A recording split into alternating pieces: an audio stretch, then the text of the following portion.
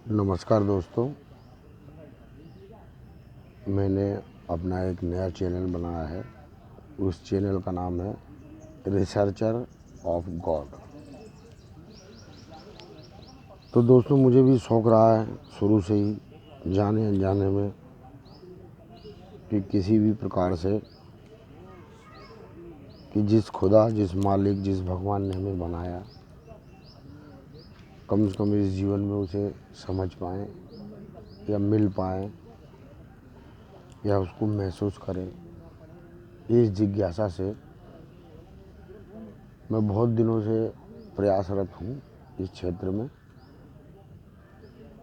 और तरह तरह के प्रैक्टिकल, तरह तरह के भ्रमण और तरह तरह की क्रियाओं में सम्मिलित होता रहता हूँ, ताकि कम से कम ये समझ सकूँ कि आखिर भगवान कहाँ कैसे हमें मिलते हैं या देखते हैं या हमारे साथ रहते हैं। तो दोस्तों, इस क्षेत्र में सबसे पहले हमें ये समझना पड़ेगा कि एक व्यक्ति विशेष यानी मैं या आप, सबसे पहले ये समझना है कि मैं कौन हूँ या आप कौन हैं। क्योंकि जब तक इस बिंदु को क्लियर नहीं करेंगे तो इस क्षेत्र में आगे चलना बहुत मुश्किल होगा। और इस क्षेत्र में चलने के लिए मानसिक तनाव, मानसिक दबाव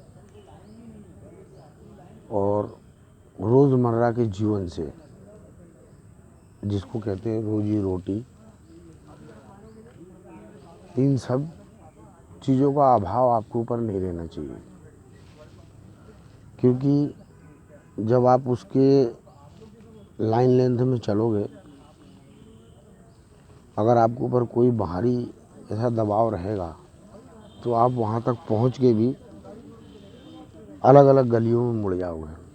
क्योंकि आपको ये समझ में नहीं आएगा कि हुआ क्या है और कैसे हुआ है। ये सारी बातें जो मैं बता रहा हूँ ये प्रैक्टिकल की हैं ना। मैं वैसे भी किताबों को कम प्रेफर करता हूँ। चलते फिरते अगर एक आध बिंदु कोई मिल गया, कोई संत मुनि ऋषि ने कुछ कहा तो उसको धारण कर लेता हूँ। वो धारण करने के साथ में मैं प्रैक्टिकल भी करता हूँ, ताकि क्या ये जो भी मैं आपको बोल रहा हूँ ये सारी चीज़ें जो है मेरे प्रैक्टिकल में हैं। तो दोस्तों, मैंने जैसे कहा था कि इस क्षेत्र में चलने के लिए सबसे पहले खुद को समझना पड़ेगा कि आप खुद क्या हैं। इसकी मैं शुरुआत करता हूँ कि किसी भी इंसान को सबसे पहले ये जानना पड़ता है कि वो है क्या, वो किसका अंश है, कहाँ से आया है। तो आप लोगों ने एक सुना होगा, अंग्रेजी में कहते हैं डीएनए सिस्टम, हिंदी में कहते हैं श्रृंखलाबद्ध, और साहित्यिक और धार्मिक किताबों में कहते हैं वसुदेव कुटुंबकम।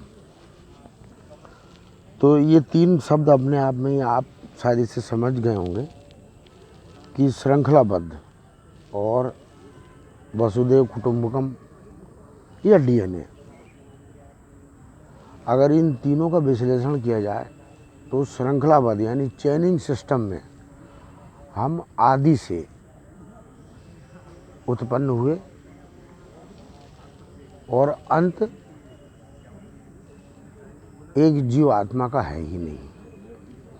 क्योंकि श्रृंखलाबद्ध तरीके से अपने माता पिता के जरिए हम आए, हमारे दादा दादी के जरिए माता पिता आए, नाना नानी के जरिए ऐसी हमारे नाना नानी दादा परदादा के जरिए आए। ऐसे ही श्रृंखलाबद्ध कड़ी में हम डायरेक्ट जो है आदि के पास पहुंच गए। तो यानी कि हम किसके पुत्र हुए? हम उसी मालिक के, उसी अल्लाह के, उसी गॉड के, उसी भगवान के पुत्र हुए जो अमिट अजर अमर है। तो ये है कि रूप रंग समय समय से बदलते रहे हैं। तो अब आप लोग को ये क्लियर हो गया होगा कि श्रृंखलाबद्ध तरीके से मैं यहाँ बैठा हूँ, आप भी बैठे हो, आप भी सुन रहे हो। बस शर्त ये है कि आपने प्रैक्टिकल नहीं किया, आपने समझा नहीं, आप उस पर चलना भी चाहे तो आपके ऊपर मानसिक दबाव बहुत रहे, कई प्रकार की व्याधियाँ नहीं कि आप अपने आप को समझ नहीं पाए। तो ये बिल्कुल तय है और निश्चित है कि हम उसी परमपिता परमेश्वर के अंश कह लो, पुत्र कह लो, या वीर कह लो, या बीज कह लो, जिसने हमें जन्म दिया। हम आज श्रृंखलाबद्ध तरीके से आपके सामने बैठे हैं, आप भी बैठे हो, आपके अंदर भी वही सारी चीज़ें हैं।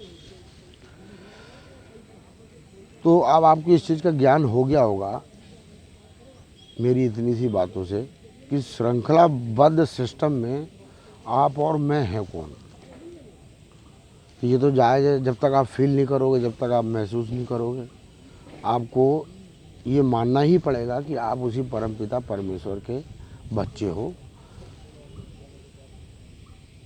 तो दोस्तों, जब आप ये चीज़ मानोगे और इस चीज़ को धारण करोगे, फिर अपन आगे की कहानी बढ़ेंगे। क्योंकि जब तक आप ये नहीं समझोगे कि मैं हूँ कौन, तो अब आपको ये समझ में आ गया होगा कि आप परमेश्वर के पुत्र हो या परमेश्वर की पुत्री हो, जो भी है। तो इस चीज़ को धारण कर लो अपने मन में।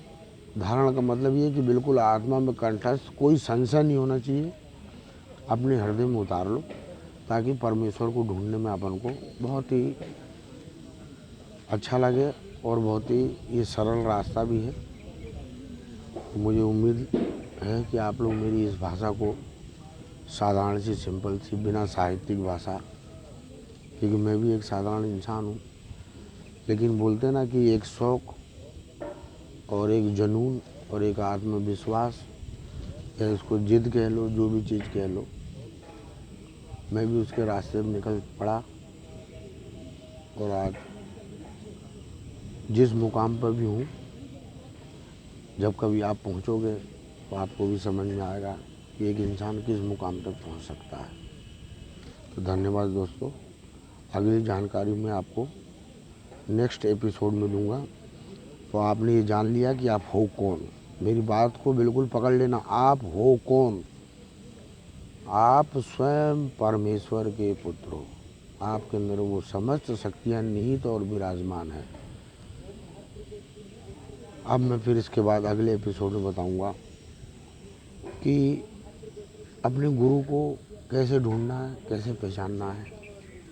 धन्यवाद दोस्तों।